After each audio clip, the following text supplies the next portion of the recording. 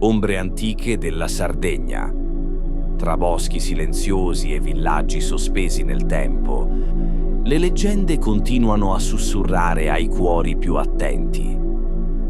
Preparati a scoprire misteri sepolti e a non guardare mai più l'isola con gli stessi occhi.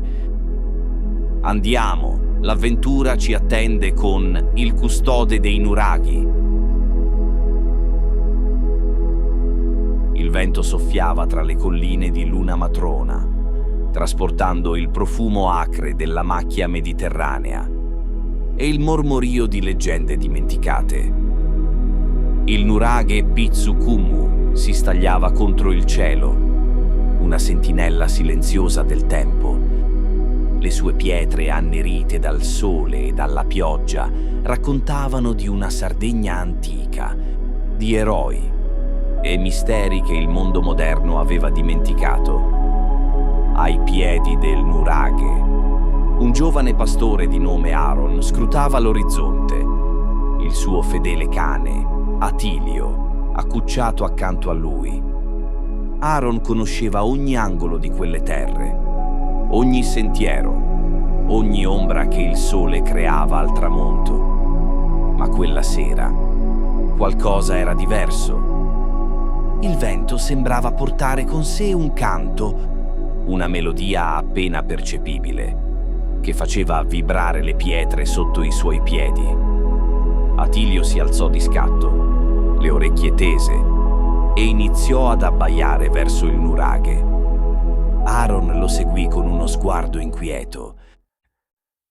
Si diceva che Pitsu Kumu fosse il centro di un'antica rete di nuraghi, collegati tra loro da vie sotterranee e da una forza che solo i custodi delle tradizioni potevano comprendere. Ma Aaron non era un uomo di leggende.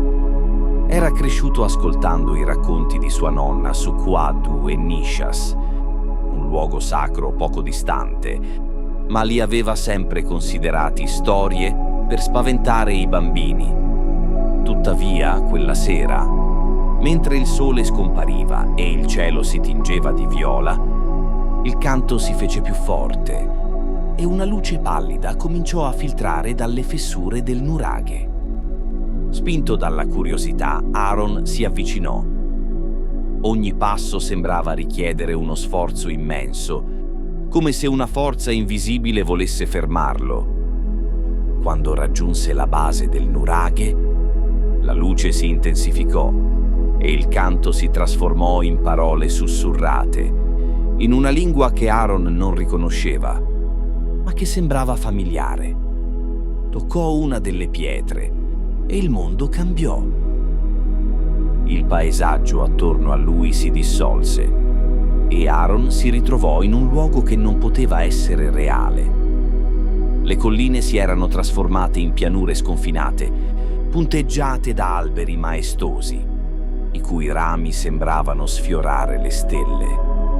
Il cielo era un mosaico di colori in movimento e figure evanescenti si muovevano tra le ombre degli alberi.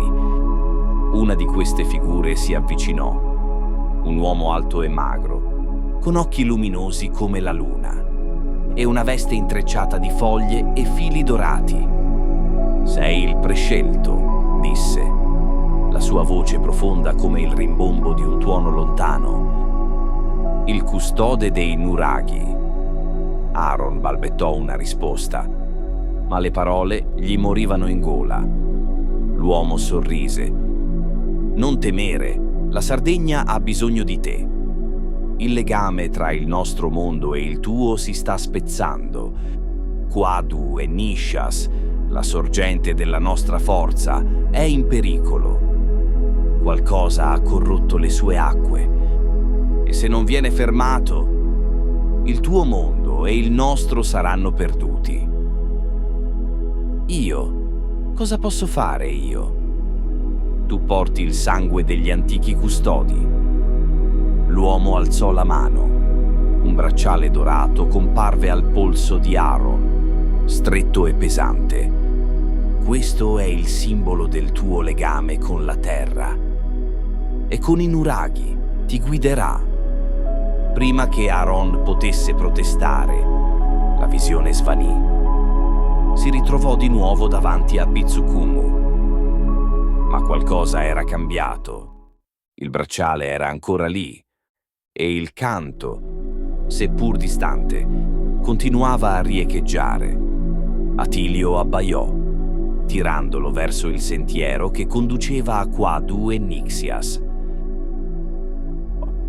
La notte era calata completamente quando Aaron raggiunse il luogo sacro.